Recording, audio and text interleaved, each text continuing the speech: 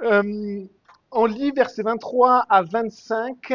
En effet, vous êtes nés de nouveau, non pas d'une semence corruptible, mais d'une semence incorruptible, grâce à la parole vivante et permanente de Dieu. Car toute créature est comme l'herbe et toute sa gloire comme la fleur des champs. L'herbe sèche et la fleur tombe, mais la parole du Seigneur subsiste éternellement. Cette parole est justement celle qui vous a été annoncée par l'Évangile. Alors, on voit ici que la parole commence directement par vous êtes nés de nouveau. Euh, et si vous prenez dans le début du chapitre, vous regardez, et naître de nouveau, ça avait déjà été mentionné. Verset 3, regardez, au milieu, conformément à sa grande bonté, il nous a fait naître de nouveau à travers la résurrection de Jésus-Christ. Eh bien, tournez un petit peu la parole de Dieu et allez dans Jean chapitre 3. Jean chapitre 3, les apôtres, hein, leur seul rôle, c'est d'enseigner ce qu'ils ont reçu du Seigneur. C'est leur rôle. Et s'ils indiquent quelque chose de nouveau, ce n'est pas nouveau, c'est que le Seigneur l'a enseigné et ou que c'est une révélation de Jésus par le Saint-Esprit. Paul a reçu aussi des révélations, mais il était apôtre, et donc il nous donne sa parole. Chapitre 3, et on le voit au verset 3, Jésus dit ceci, en vérité, je te le dis, à moins de naître de nouveau, personne ne peut voir le royaume de Dieu. Nicodème lui dit, comment un homme peut-il naître quand il est vieux? Peut-il une seconde fois entrer dans le ventre de sa mère et naître? Jésus répondit, en vérité, je te le dis, à moins de naître d'eau et d'esprit, on ne peut entrer dans le royaume de Dieu. Ce qui est né de parents humains est humain, et ce qui est né de l'esprit est esprit. Et donc Jésus avait enseigné déjà sur le fait de naître de nouveau. Il avait enseigné d'ailleurs à un docteur de la loi, c'est-à-dire un spécialiste de la Bible, et il lui avait enseigné quelque chose qu'il ne connaissait pas. Il va lui dire dans le même chapitre à Nicodème, mais Nicodème, tu es docteur de la loi et tu ne connais pas ces choses. Et donc, on peut être un théologien et ne pas connaître parfois l'essentiel qui est enseigné par Jésus. Et ça aussi, ça va être un thème dans ce chapitre 1, c'est que la révélation, nous la recevons et nous la comprenons au travers de Jésus. Euh, et donc, nous pouvons avoir de la connaissance, mais passer parfois à côté de l'essentiel et de la compréhension de la vérité. Cette nouvelle naissance, Jésus nous dit qu'elle est nécessaire et que c'est une naissance opérée et produite par le Saint-Esprit. C'est en fait une procréation par le Saint-Esprit. Vous êtes né, vous avez été procréé par vos parents, votre mère a accouché et elle a donné naissance à vous-même. On est tous issus d'une maman, d'une femme qui nous a donné vie par la semence d'un homme c'est un homme et une femme qui vont donner du coup la vie. On va le voir de cette semence dont il est parlé. De quelle semence en fait nous pouvons naître de nouveau. Naître de nouveau, c'est le terme grec anagenao ou genao. Genao, engendré, gène, engendré. Ana, c'est à nouveau. Donc, à nouveau engendré. Donc, c'est vraiment, la traduction est vraiment extrêmement juste. C'est renaître, naître de nouveau. Et l'apôtre va nous dire comment, par quel processus on est de nouveau. Alors, le comment, on l'avait déjà dans un Pierre, parce que nous avions déjà vu que juste avant la première mention de la nouvelle naissance au verset 3, vous aviez au verset 2, regardez au verset 2, vous avez donc conduit à la sainteté par l'Esprit afin de devenir obéissant et d'être purifié par le sang de Jésus-Christ. Comment naître de nouveau? Eh bien, il y a, on pourrait dire, si on décompose les étapes qui viennent avant, on l'avait dit, on est d'abord appelé par le Seigneur, vous avez été choisi, appelé, et donc on répond à l'appel de Dieu. Ensuite, il y a une notion d'obéissance. Est-ce qu'on veut obéir ou pas à Dieu? Si on ne veut pas obéir à Dieu, en fait, on ne peut pas avancer. Si on veut obéir à Dieu, ok, eh bien, on va pouvoir avancer sur le chemin. Et quand on veut obéir à Dieu, c'est un processus, on passe par la croix, on réalise que Jésus est mort pour nos péchés. Et donc, on est purifié par la croix de Jésus, par le sang de Jésus. Et donc, c'est ce cheminement que l'on vit, et les personnes qui sont faites baptiser dans l'Église ont vécu ce cheminement. Et après, on le voit d'ailleurs, on l'a vu de ces 3 dernières semaines avec le groupe qui réfléchit sur le baptême, et qui a terminé la semaine dernière, on voit qu'à un moment donné, mais quand on vit cela, quand on abandonne sa vie à Jésus, eh bien, l'étape d'après, c'est le baptême, qui est aussi un acte d'obéissance. Et donc, on est appelé, on décide d'obéir, on demande pardon pour nos péchés, et après arrive cette nouvelle naissance. Cette nouvelle naissance, on va voir exactement son processus, et on lit au verset 23, en effet, vous êtes nés de nouveau, non pas d'une semence corruptible ou périssable, mais d'une semence incorruptible, grâce à la parole vivante et permanente de Dieu. Et ce verset, il est vraiment clé. Alors, toute la parole est clé, mais il y a des versets vraiment, on pourrait dire, ce sont des versets fondements. Et cette parole, avec bien sûr beaucoup d'autres dans la parole de Dieu, est vraiment un verset fondement. Vous êtes nés grâce à la parole vivante et permanente de Dieu. Et donc, on a la partie opérée par l'homme. Est-ce que tu as entendu l'appel de Dieu? Est-ce que tu as y répondu? Est-ce que tu as décidé d'obéir à Dieu? Est-ce que tu as demandé pardon pour tes péchés? Est-ce que tu t'es abandonné? Est-ce que tu as donné vraiment ta vie à Jésus? Est-ce que tu as demandé à Jésus de venir dans ta vie? Est-ce que tu as vraiment livré ta vie à Jésus? C'est-à-dire, est-ce que tu as donné les clés de ta maison à Jésus? Et ensuite, il y a la partie qui va être opérée par le Saint-Esprit. Et la partie que nous ne pouvons pas faire. Et l'apôtre, ici, l'apôtre Pierre, l'apôtre du Seigneur, nous dit que c'est au travers de la parole de Dieu que l'Esprit Saint nous fait naître de nouveau. Un autre enseignement à ce sujet nous montre ce processus. Romains 10, verset 17, nous dit que la foi vient de ce qu'on entend et ce qu'on entend vient de la parole de Christ. Parfois, on se dit, mais comment je pourrais amener une personne à Christ? Comment je pourrais témoigner et diriger une personne pour qu'elle puisse naître de nouveau? Eh bien, on a vu toutes ces étapes qui concernent la personne, et on voit après maintenant le processus qui concerne Dieu. Mais dans les deux cas, il y a quelque chose qui est mis en action au travers de la parole de Dieu. Et donc, on voit que même la foi, parfois on se dit, ah, j'ai la foi, je n'ai plus la foi, si vous parlez à des personnes autour de vous. Eh bien, la foi qui aboutit à la nouvelle naissance, eh bien, cette foi-là, elle naît, elle se développe en entendant la parole de Jésus. Et la parole de Jésus, c'est quoi? C'est la parole de Dieu qui est révélée au travers de Jésus. Alors, vous êtes nés de nouveau, non pas d'une semence corruptible. Alors, qu'est-ce que ça veut dire le mot corruptible? Qui se corrompt, qui dépérit, qui périt, qui passe. Et tout ce qui est vivant sur cette terre passe. Rien de ce qui est vivant sur cette terre, en fait, n'est éternel. Et d'ailleurs, même ce qui n'est inerte, un jour passera, mais tout ce qui est vie va un jour passer. Et donc, c'est corruptible, ça périt, c'est périssable. Par exemple, on le voit même avec les plantes, on voit, vous pouvez prendre Genèse 1, on voit que Dieu, quand il a tout créé, quand il a créé l'univers, avec ces 7 jours, 7 étapes, on voit dans Genèse 1, verset 11,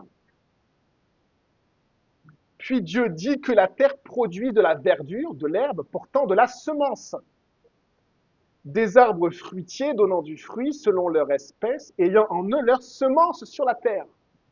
Et cela fut ainsi. Et donc, chaque création de vie sur cette terre, à commencer par les plantes, porte de la semence pour que cette semence fasse naître un nouvel être de même nature que la créature, que si c'est une plante, si c'est un animal, si c'est un être humain, d'accord? Chacun va avoir de la semence en lui-même et pour faire naître un nouvel être de même nature. D'accord? Pour les animaux, ça va être par la reproduction. Et un chat ne peut pas donner un chien, il va donner un chat.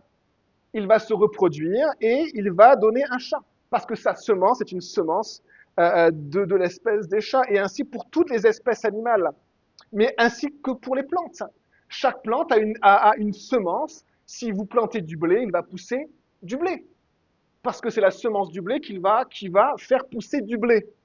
Et les êtres humains, nous aussi, eh bien, nous avons cette règle-là donnée par Dieu, c'est que nous avons été créés, même si nous avons été créés selon l'image de Dieu, notre âme, eh bien, notre corps porte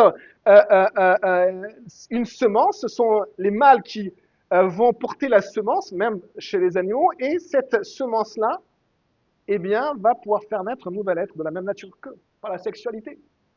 Et On voit que c'est de la manière dont Dieu a créé les choses, que toute vie a une semence, et que cette semence donne naissance à quelque chose de la même nature. D'ailleurs, Dieu dit pour les animaux que chaque animal a été créé par espèce. Il y a une séparation par espèce. On ne peut pas croiser les espèces. Et donc ça, ce sont les semences corruptibles. Et là, il est parlé, corruptible, c'est le mot qui veut dire qui périt, qui va se décomposer un jour et, désolé, hein, se putréfier, susceptible de pourrir, c'est vraiment le terme. Hein. Et toute vie, à un moment donné, retourne à la poussière. Toute vie, à un moment donné, retourne à la poussière. D'ailleurs, Dieu l'a dit, hein, on a été créé, nos atomes, hein, c'est des atomes qui viennent de la poussière, des atomes de carbone et plein d'autres atomes. Eh bien, un jour, eh bien, ces atomes-là vont retourner à la poussière. Et donc, tout ce qui est vivant sur la terre est périssable. Et ici, il est dit que cette naissance dont il est question est différente. Il est dit, vous êtes nés de nouveau, non pas d'une semence corruptible, mais d'une semence incorruptible. C'est-à-dire une semence qui porte en elle une vie qui ne va pas se détériorer, comme notre vie actuelle se détériore. On vieillit, on avance en âge, on va vieillir, et un jour on va mourir. Et tous vos ancêtres, les amis, tous vos ancêtres, eh bien, sont réduits à l'état de cendre, il ne reste que leurs os. Et nous, un jour, il ne restera que nos os. Et on va retourner aussi, on est périssable en fait. On est périssable. Et là, il est parlé d'une autre semence, une semence qui est d'une autre nature et qui va donner du coup une créature de cette nature-là nouvelle, est une créature qui est impérissable, qui est incorruptible. Une semence incorruptible. Et quelle est cette semence-là? Eh bien, on lit grâce à la parole vivante et permanente de Dieu. Cette graine-là, cette semence-là, c'est la parole vivante et permanente de Dieu. C'est par la parole vivante et permanente de Dieu qu'une personne peut naître de nouveau. Et ce qui va naître de cette parole-là va avoir les caractères de cette parole. Et quels sont les caractères? Vivante et permanente. Et on voit que ces deux caractéristiques sont des caractéristiques qui n'appartiennent qu'à Dieu. Et d'ailleurs, la parole dont il est question, c'est pas la parole, point. C'est la parole de Dieu. Et qui vient de Dieu et qui porte ses caractères. Jésus a dit ceci à ce propos, l'homme ne vivra pas de pain seulement, mais de toute parole. Elle vient d'où la parole? Elle sort de la bouche de Dieu. Du souffle même de Dieu. Et c'est le souffle de Dieu qui est une semence. Le souffle de Dieu porte la vie pour recréer, créer à nouveau et créer une créature qui ne périt pas. Les apôtres l'ont dit aussi dans 2 Timothée 3, verset 16. Et d'ailleurs, vous pouvez le prendre avec moi parce que c'est aussi un verset fondement. Chaque fois, je bloque sur ce mot. Fondement, c'est 2 Timothée. Alors, vous pouvez prendre 2 Timothée, chapitre 3, verset 16. Ben, si vous connaissez Jean 3, 16, ben vous dites 2 Timothée 3, 16. C'est aussi un verset fondement. 2 Timothée 3, 16. Regardez, on le lit ensemble, page 784 des Bibles de l'Église. Toute écriture est inspirée de Dieu. Toute écriture est inspirée de Dieu et écriture là, ça désigne exactement tout ce que vous avez dans les mains si vous avez une Bible. L'Ancien Testament et le Nouveau Testament, c'est clairement tout ça. Et quand l'apôtre Paul l'écrit, c'est clairement ce qu'il signifiait. Et que veut dire est inspiré de Dieu? On l'a déjà dit dans l'Église, on le répète. Ce mot inspiré, c'est théopneustos. Pneustos, ou vous savez, qui vient de pneuma, tout ce qui est lié à la respiration, donc qui vient de respirer, souffler, et théo, c'est Dieu. Et donc, toute écriture vient du souffle, de la respiration de Dieu. Imaginez l'importance capitale de ce que vous tenez entre les mains. Ce que vous tenez entre les mains a la puissance, parce qu'elle porte le souffle de vie, le souffle de Dieu, a la puissance de donner la vie à une personne et pour en naître de nouveau. Et d'ailleurs, quand Jésus dit « Personne ne peut voir le royaume de Dieu s'il ne naît d'eau et d'esprit », l'eau est souvent une image de la parole de Dieu dans la Bible. Et donc, on voit qu'il y a un lien entre la parole de Dieu et l'Esprit de Dieu qui sont entremêlés. Vous avez d'autres textes tout à fait étonnants. Dans les armes du croyant, dans Éphésiens 6, vous avez l'épée de la parole ou l'épée de l'Esprit qui est la parole de Dieu. L'épée de l'Esprit qui est la parole de Dieu. Vous avez l'Esprit et la parole de Dieu qui sont associés et indissociables. Et donc, cette parole, elle est vivante et permanente. La parole que vous tenez dans vos mains, elle est vivante et elle est permanente. C'est-à-dire qu'elle a une qualité et une nature qui dépassent notre nature. Mon grand-père est mort, ma grand-mère est morte. La parole de Dieu, ce que vous tenez entre les mains, est toujours là. Et elle est encore en train de s'appliquer. Et Jésus d'ailleurs dit que pas un seul trait de l'être de cette parole, hein, pas un seul trait ne disparaîtra jusqu'à ce que tout soit arrivé. Et donc vous avez une parole qui dépasse même la qualité de votre nature. Et quand on analyse le corps humain, c'est extraordinaire. Eh bien la parole de Dieu est au-delà. C'est cette parole qui est vivante et permanente. Que veut dire vivant? Eh bien vivant, le mot en grec c'est zao, bien, ce mot-là est associé à Dieu, parce que Dieu est appelé dans la Bible le Dieu vivant. Et c'est le même mot, le Dieu vivant. Ça veut dire que la parole est vivante parce que Dieu est vivant. Elle porte en elle le caractère de Dieu parce qu'elle vient du souffle de Dieu. Et ça veut dire quoi? Ça veut dire que, les amis, c'est du souffle de Dieu qui est la source de toute vie. Toute vie, tout ce qui est vient de Dieu et il ne peut pas être autrement. Le diable ne peut pas créer parce qu'il n'a pas en lui la source de vie. Il n'y a qu'une seule source, c'est Dieu. Et c'est la source de vie. Et ce mot vie se retrouve dans la nature même de la parole qui vient de Dieu, le souffle de Dieu. Deuxième qualité qui est décrite ici, elle est permanente. Que veut dire permanent? Le mot grec, méno, signifie eh bien ce qui reste, ce qui demeure. Donc ce qui reste et ce qui demeure, c'est permanent. Mais sur trois, euh, euh, euh, euh, dans trois domaines différents. Elle demeure, elle est permanente dans trois domaines. Dans le domaine des lieux, c'est-à-dire physiquement, dans le domaine du temps et dans le domaine de sa nature, de ce qu'elle est, permanente. Et là, c'est la définition de ce mot. Donc, ce mot-là, il fait référence à un lieu. Quand quelqu'un continue à être présent, on peut utiliser ce mot-là. Il reste, il est présent.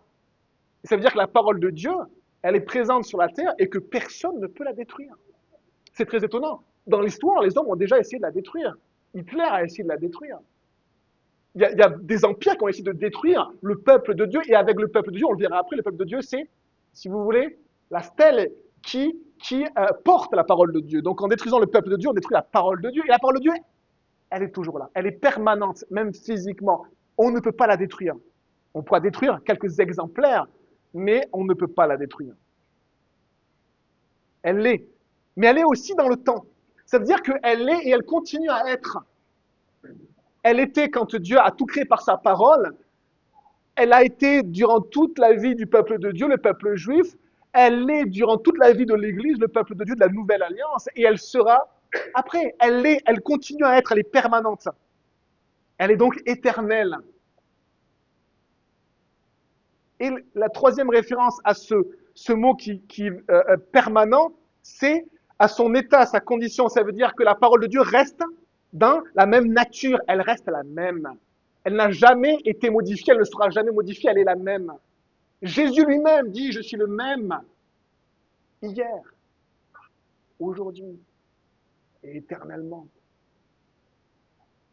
La parole de Dieu, elle est toujours présente, on ne pourra pas la détruire.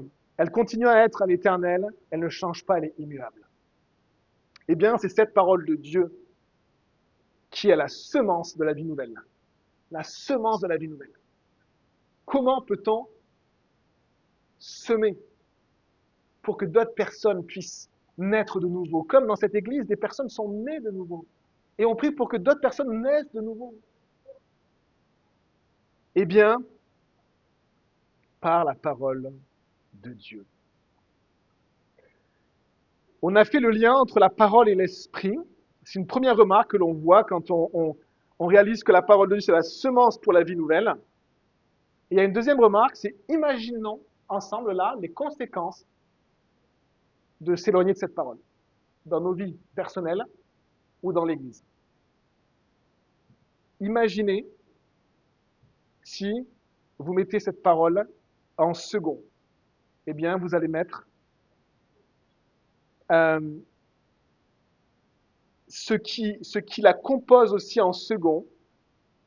Et on va le voir par la suite, et on peut le faire dans nos vies personnelles ou même en Église, malheureusement, s'éloigner de la vie éternelle. 1 Timothée 3,15, donc juste avant le verset qu'on a. Alors sinon, c'est 1 Timothée, pardon, 3,15. L'apôtre dit à un pasteur, afin que tu saches, si je tarde, comment il faut se conduire dans la maison de Dieu, qui est l'église du Dieu vivant, la colonne et l'appui de la vérité. Ça veut dire que l'église, c'est à la fois la colonne de la parole de Dieu et c'est à la fois l'appui de la parole de Dieu. La colonne, une colonne dans un bel édifice, ça met en valeur l'édifice. Quand il y a une belle colonne, et les Grecs étaient des experts pour construire des colonnes, hein, on regardait les colonnes. Ce qu'on retient des grands temples grecs, ce sont les colonnes qui tiennent tout l'édifice. Eh bien, la parole de Dieu nous dit que l'Église, et l'Église c'est quoi? Ben, c'est vous, c'est nous. L'Église, nous sommes une colonne pour mettre en valeur la parole de Dieu. Et pour donner finalement la solidité pour que la parole de Dieu, elle puisse être ce qu'elle est et qu'elle ne soit pas à terre. Jésus dit une parole, il dit, si le sel perd sa saveur, avec quoi la lui rendra-t-on? Si l'Église ne tient pas son rôle, la parole de Dieu est piétinée et elle est jetée à terre. Et l'appui, c'est un autre mot que le soutènement. Un mur de soutènement, ça va être un mur qui va garder un talus de terre et il va maintenir, il va garder.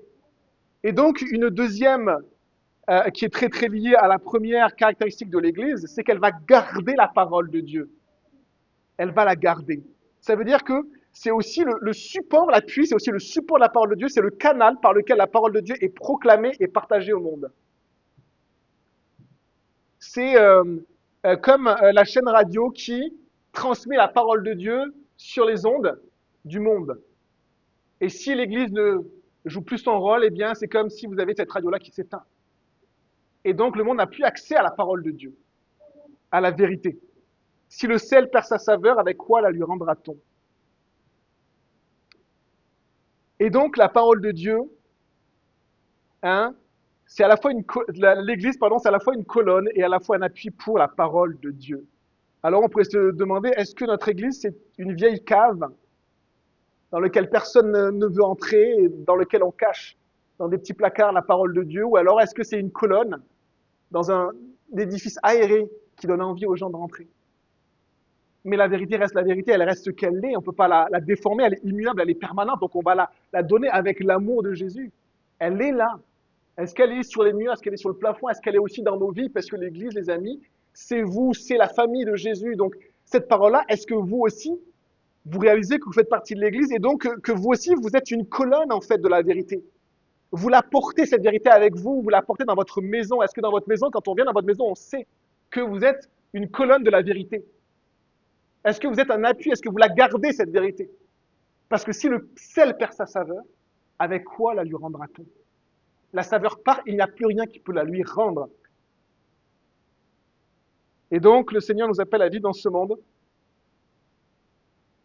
au cœur de ce monde qui a une influence grande, même parmi l'Église, hein, et de jouer son rôle. Je vous invite à prendre, en lien avec ce passage, Apocalypse 3.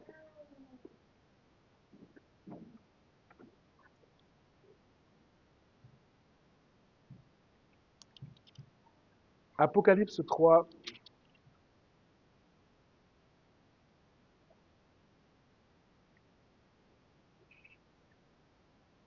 Jésus parle aux églises qui sont présentes sur la terre, aux églises au pluriel. Il y a une église, mais qui se vit et se développe au travers de plusieurs églises locales ou plusieurs familles d'églises. Et donc là, il y a 7 familles d'églises auxquelles il parle dans l'Apocalypse. Il dit à une famille d'église ou à une église locale, il dit, je connais, verset 8, tes œuvres, voici, j'ai mis devant toi une porte ouverte que personne ne peut refermer, parce que tu as peu de puissance et que tu as gardé ma parole sans renier mon nom. On est dans ce rôle de l'Église qui est la colonne et le soutien de la vérité, Apocalypse 3, verset 8. Verset 10, parce que tu as gardé mon ordre de persévérer, je te garderai aussi à l'heure de la tentation qui va venir sur le monde entier pour mettre à l'épreuve les habitants de la terre. Le Seigneur annonce que dans la fin des temps, et nous sommes à la fin des temps, il y a une grande tentation qui est mise en œuvre et qui touche l'Église. Une tentation de déformer la parole de Dieu. Et dans la parole de Dieu, il y a deux choses, les amis. Il y a l'amour de Jésus, de déformer ce qu'est vraiment l'amour, et la vérité, de déformer ce qu'est vraiment la vérité. C'est une tentation que toutes les églises ont. Et aujourd'hui, vous avez des églises, par exemple, qui ont accepté le mariage homosexuel. Il y a des églises qui ne parlent plus de péché, ou ni de concubinage. Il y a des églises qui ouvrent le ministère, qui est un ministère masculin dans la parole de Dieu, notamment d'être pasteur aux femmes.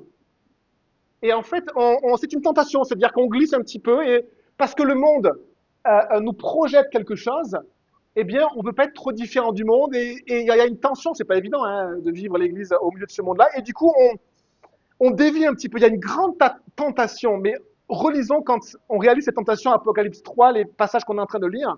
Jésus dit à cette Église, parce que tu as gardé mon ordre de persévérer, je te garderai aussi à l'heure de la tentation. Si vous ne gardez plus la parole de Dieu, c'est comme si vous sortez de la main de Dieu. Et remettez-vous dans la main de Dieu pour que Dieu vous garde à l'heure de la tentation. Et verset 11, je viens bientôt, tiens ferme ou retiens ce que tu as. Ne vendez pas la vérité. Ne vendez pas le vrai amour. Le vrai amour qui naît de la vérité. Le vrai amour, l'amour de Dieu qui se donne, effectivement, qui donne sa vie, mais qui vient de la justice et de la vérité. Euh, alors, quand on voit ceci, eh bien, on voit l'importance de la parole de Dieu. Eh bien, regardez à la suite du passage qu'on est en train de voir dans 1 Pierre, on voit l'importance incroyable de la parole de Dieu. Et aussi, finalement, avec cette importance-là, il y a aussi cette réflexion et se dire, mais est-ce que on ne s'éloigne pas de la vérité et de l'amour de Christ? Eh bien, l'apôtre va remettre tout le monde à sa place. Alors, si vous voulez être mis à votre place maintenant, on n'aime pas trop, hein. Mais écoutez, vous n'avez pas envie, n'écoutez pas. Mais si vous voulez être mis à votre place, écoutez, c'est pas moi qui parle, c'est l'apôtre de Dieu qui parle et c'est la parole de Dieu qui parle. Verset 24. Car toute créature est comme l'herbe, et toute sa gloire comme la fleur des champs, l'herbe sèche et la fleur tombe. Mais la parole du Seigneur subsiste éternellement.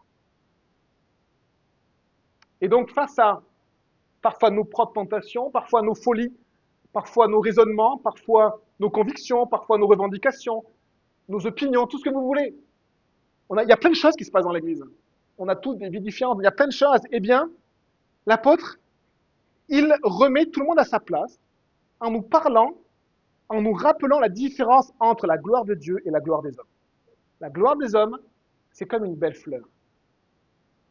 Et parfois, vous êtes peut-être des belles fleurs, vous êtes parfois magnifiques.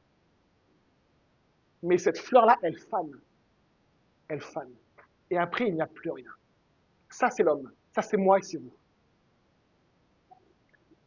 Toute créature, on en a parlé de la semence corruptible. On est de cette semence corruptible. Toute créature est comme l'herbe. Je suis comme l'herbe. Et toute sa gloire comme la fleur des champs. L'herbe sèche et la fleur tombe. Combien de temps dure votre belle herbe verte de vos jardins? Une saison. Et là, tout est en train de brûler actuellement. Par le soleil, et ça passe. Voici la gloire de l'homme. Mais la parole du Seigneur subsiste éternellement. Et donc, face finalement à la parole de Dieu, l'apôtre Pierre, il rappelle, parce qu'il connaît très bien aussi le cœur de l'homme, il dit attention à votre sagesse, attention à vos opinions, attention à vos convictions, attention à vos attentes, à vos désirs de vie. Attention parce que, regardez, voilà ce que nous sommes. Et un jour nous passons. Mais quelque chose subsiste, c'est la parole du Seigneur. Alors, c'est une invitation et de se dire, tiens, est-ce que je ne pourrais pas m'enraciner dans ce qui demeure éternellement pour que quand mon corps va flétrir et va passer, mon âme demeure. Quand ce qui est périssable va périr, eh bien, ce que Dieu a créé à nouveau reste et demeure. C'est au travers de la parole qui subsiste éternellement, cette parole vivante et permanente. Et au sujet de nos opinions, simplement, je vous rappelle quelques versets. Le Seigneur dit, je détruirai la sagesse des sages et j'anéantirai l'intelligence des intelligents. Même vos opinions, à un moment donné, vont passer. Vos opinions, vos certitudes, à un moment donné, vous allez être devant Dieu et ça va même passer. Qu'est-ce qui peut résister à Dieu et à ce que Dieu va vous dire? Est-ce que vous allez remettre en question la parole de Dieu et dire, non, non, non, tu as tort, devant la gloire de Dieu? Même nos pensées, nos raisonnements, tous nos choix, toute notre vie va passer. On est comme l'herbe qui passe. Et qu'est-ce que la sagesse? Elle ne vient pas de moi et la parole de Dieu me la rappelle, la sagesse, le commencement de la sagesse, c'est la crainte de l'Éternel. La crainte du Seigneur, voilà en quoi consiste la sagesse. S'éloigner du mal, voilà en quoi consiste l'intelligence. Est-ce que tu veux être intelligent? Éloigne-toi du mal. Et cette parole, elle est pour moi autant que pour vous. On est tous fragiles, tous faits de la même pâte. Est-ce que nous détestons, j'ai lu ce que j'ai écrit, l'impureté dans nos vies?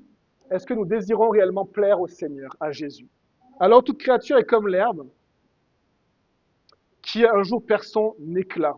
Cette parole qu'il cite Pierre, c'est une parole de l'Ancien Testament qui est dans Ésaïe 40. Dans Ésaïe 40, verset 6, c'est exactement le texte qu'il prend. Alors, il a enlevé quelques parties, mais c'est exactement mot à mot ce qu'il cite.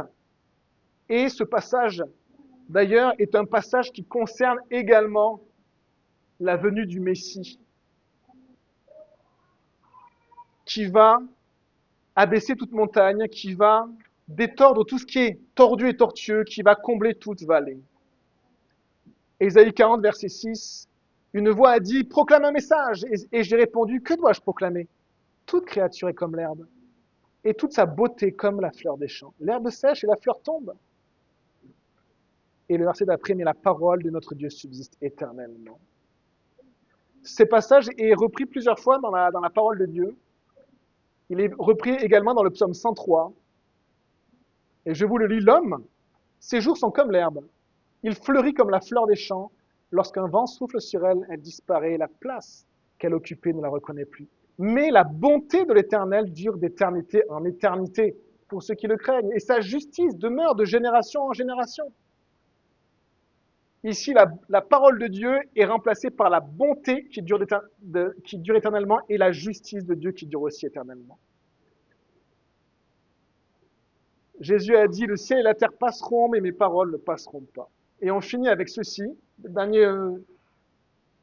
dernière phrase de cet enseignement. Cette parole est justement celle qui vous a été annoncée par l'Évangile. L'apôtre a parlé de la parole et il dit à ses auditeurs, aux églises, on avait déjà parlé de ces églises dispersées en Turquie actuelle, et ces églises locales, il leur parle de la parole de Dieu, de ce que c'est que la parole de Dieu, et il leur dit, cette parole, vous l'avez, elle vous a été annoncée. Et la formulation littérale, c'est, elle vous a été évangélisée. Cette parole, elle vous a été évangélisée. Et le terme évangéliser, qui veut dire juste annoncer une bonne nouvelle, est toujours associé dans le Nouveau Testament avec Jésus. Toujours annoncé et toujours associé avec Jésus. On le voit dans les actes. À chaque fois, c'est la bonne nouvelle, mais qui annonce Jésus. Ça veut dire que cette parole-là qui a été annoncée, elle a été annoncée au travers de Jésus. Et donc, c'est au travers de Jésus que nous allons pouvoir recevoir cette parole. C'est la bonne odeur de Christ qui va pouvoir nous faire recevoir cette parole et pouvoir la comprendre entièrement. Et donc, c'est Jésus. Et souvenez-vous de qui est Jésus. Jésus est quelqu'un qui a accueilli toute personne autour de lui. Il y avait autour de lui même des prostituées. Il y avait une femme qui avait jusqu'à 7 maris. Il lui dit même, la personne qui est avec toi n'est pas ton mari. C'est-à-dire que Jésus remet en question à cette personne-là sur son péché, mais l'accepte. C'est ce que fait Jésus avec vous. Il a accueilli des gens qui étaient malhonnêtes, Zachée, un voleur. Il a accueilli Lévi, Matthieu qui était un collabo. Il les a tous accueillis, mais qu'est-ce que faisait Jésus? En fait, il pointait leurs péchés et il leur proposait son pardon et il les acceptait. Et souvenez-vous une chose, c'est que notre péché nous éloigne de Dieu. C'est pas l'Église qui vous rejette, c'est pas les personnes qui vous rejettent, c'est notre péché qui nous éloigne. Et le péché, les amis, nous amène toujours dans une impasse, un cul-de-sac. Le péché nous amène dans une impasse. Et donc, je vous invite encore, en tant que pasteur, simplement à remettre vos péchés à Dieu, à demander pardon pour vos péchés. On va prendre le repas du Seigneur.